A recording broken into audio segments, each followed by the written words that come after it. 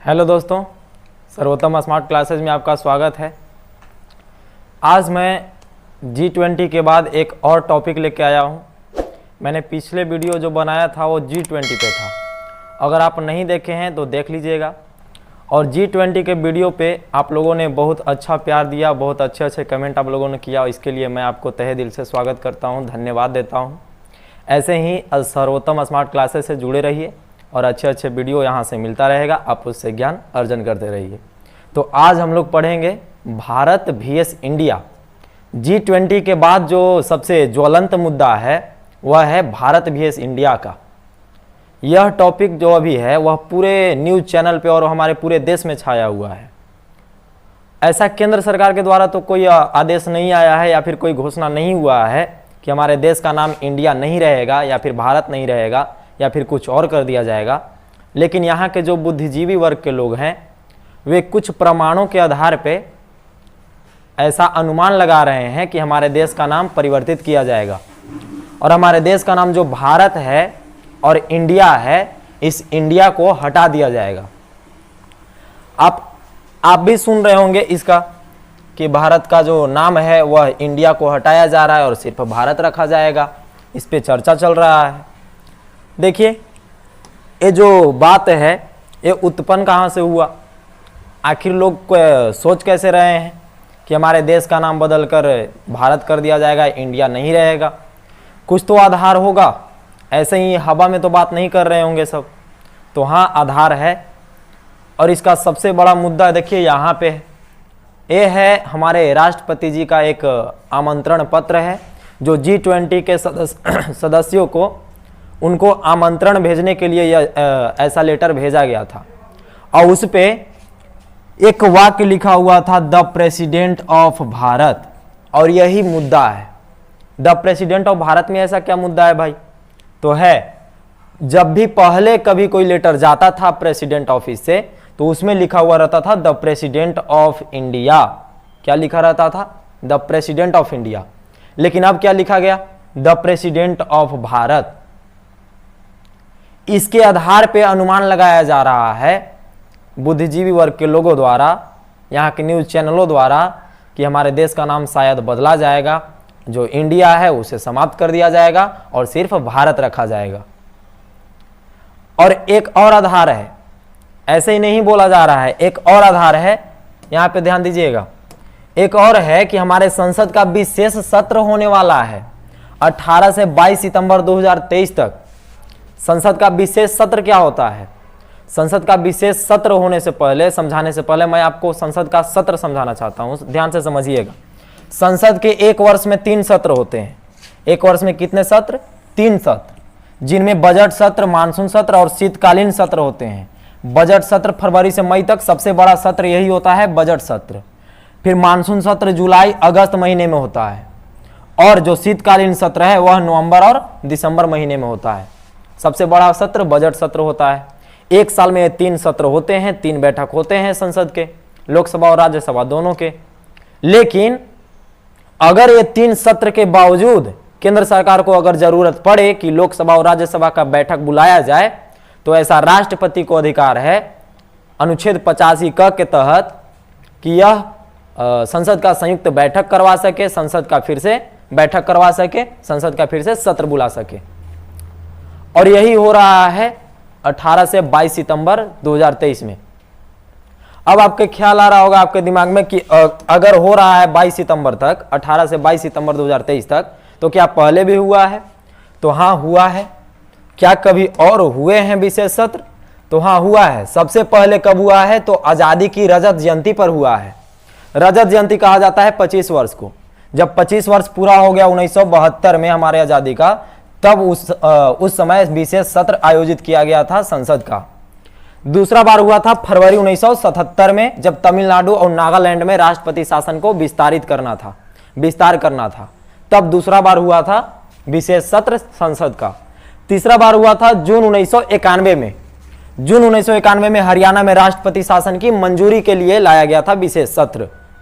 और चौथा बार लाया गया था भारत छोड़ो आंदोलन के 50 वर्ष पूरे होने पर 1992 में।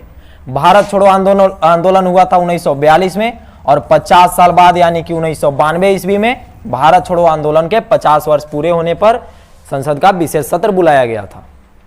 अगली बार कब हुआ? तो अगली बार अगस्त 1997 में आजादी के 50 वर्ष पूरे होने के अवसर पर। जब आजादी का 50 वर्ष पूरा हो गया तब भी लाया गया, जब भारत छोड़ो आंदोलन का 50 वर्ष पूरा हो गया तब भी लाया गया, और जब 25 वर्ष पूरा हो गया यानी रजत जयंती पर तब भी लाया गया था पहली बार। अगला बार कब हुआ था? तो जुलाई 2008 में हुआ था। विश्वास मत हासिल करने के लिए लोकसभा का सिर्फ हुआ था, लोकसभा का विशेष सत्र हुआ था।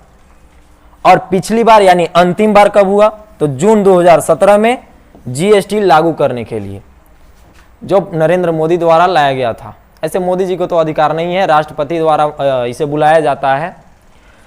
पिछली बार लाया गया था जून 2017 में जीएसटी को लागू करने के लिए। और फिर अगली बार कब हो रहा है विशेष सत्र?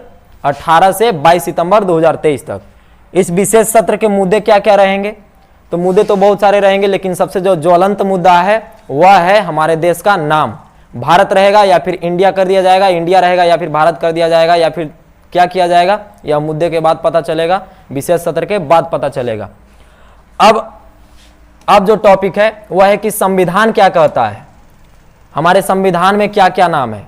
हमारे देश का नाम संविधान में भी तो होगा। तो अगर आप संविधान पढ़े होंगे या फिर अनुच्छेद 1 पढ़े होंगे तो उसमें आपको एक वाक्य मिलेगा, भारत अर्थात इंडिया राज्यों का संघ होगा। भारत जो कि इंडिया भी है, भारत अर्थात इंडिया राज्यों का संघ होगा। यानी कि भारत को ही क्या कहा जाता है? इंडिया कहा जाता है। यानी हमारे संविधान में दो नाम मिलते हैं, भारत और इंडिया। तो क्या हमारे संविधान को भी बदल दिया जाएगा? संविधान में भी संशोधन होगा।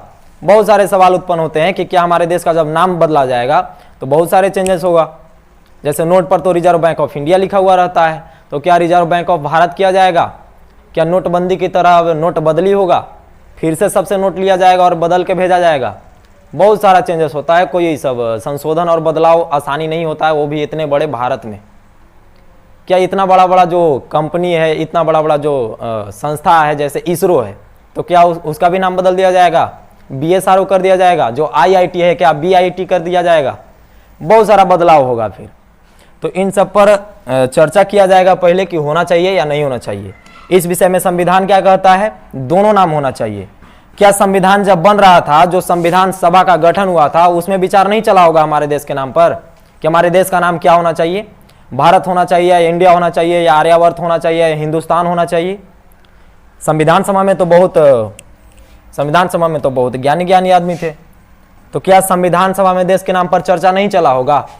चला था, लेकिन संविधान सभा ने सिर्फ 2 नामों को चुना, वह है भारत और इंडिया।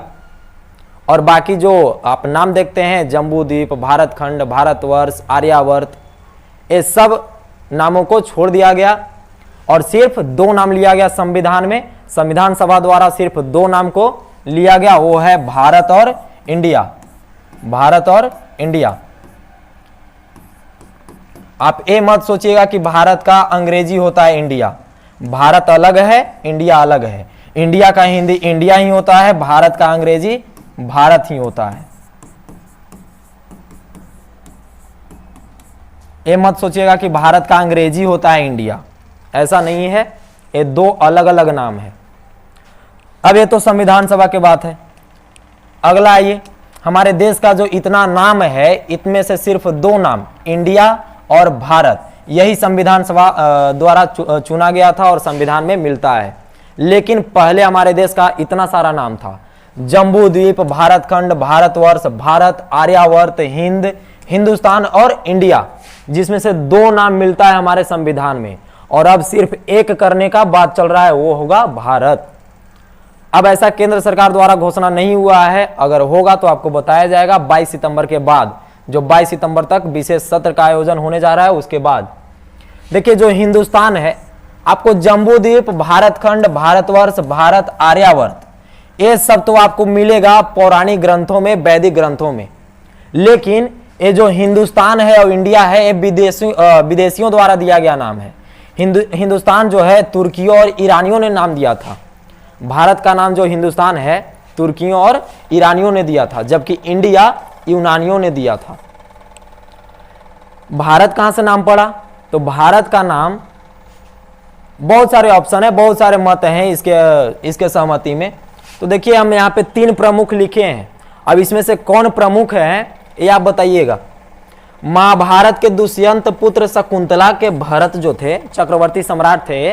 महाभारत अगर आप देखें हैं तो दुष्यंत और शकुंतला के पुत्र जो, जिनका क्या नाम था, भरत, इनके नाम पे रखा गया है। या फिर रामायण के जो दशरथ पुत्र थे भरत, इनके नाम पे रखा गया है हमारे देश का नाम। या फिर जो नाट्य शास्त्र वाले भरत मुनि थे, इनके नाम पे रखा गया हमारे देश भारत का नाम। आप कमेंट करके बताइएगा कि आप किनको मानते हैं। सर्वमान्य जो होंगे उन्हीं को माना जाएगा। जो अभी हैं वो सबसे ज्यादा सर्वमान्य यही हैं, दुष्यंत और शकुंतला के पुत्र भरत, जो महाभारत के हैं। ये चक्रवर्ती सम्राट थे, इन्हें ही माना जाता है कि इनके ही नाम पर हमारे देश भारत का नाम रखा गया है, भारतवर्ष नाम रखा गया है। आगे अगर आप पुराण पढ़े हैं तो आपको एक विष्णु पुराण मिलेगा। विष्णु पुराण में हमारे भारत से संबंधित एक श्लोक है कि उत्तरम यथ समुद्रस्य हिमाद्रेश्चैव दक्षिणम वर्ष तद्र भारतम नाम भारती यत्र संतति। अर्थात जो समुद्र के उत्तर में तथा हिमालय के दक्षिण में जो स्थान स्थित है वही है भारत, और यहाँ के जो संतानें हैं वह है भारतीय। यह तो हमारे देश के नाम और स्थिति को बताता है। यह हमारे देश का नाम है कि कौन कौन नाम है, संविधान क्या कहता है, संविधान सभा ने क्या कहा, इतना सब मैंने आपको बताया। लेकिन आपको क्या लगता है, हमारे देश का नाम बदला जाना चाहिए? बदलने से कोई फायदा है? अगर फायदा है तो क्या क्या फायदा है? क्या बदलने से विकास हो जाएगा हमारे देश का? ये जो अभी सरकार है सिर्फ नाम बदलते चल रही है। क्या हर शहर का नाम बदलने से यहाँ पे विकास हो जाएगा? मेरे शहर का नाम है गो, अगर हम इस गो को कल से अमेरिका कहने लगे तो क्या अमेरिका का सारा सुविधा यहाँ पे आ जाएगा? नाम बदलने से सिर्फ विकास हो जाएगा? या आप अपना मत दीजिएगा। अगर आपको पसंद आया होगा वीडियो तो कमेंट कीजिएगा, लाइक कीजिएगा, शेयर कीजिएगा और इस चैनल को सब्सक्राइब जरूर कीजिएगा। और अपना मत जरूर दीजिएगा, आप भूलिएगा मत अपना मत देना। धन्यवाद।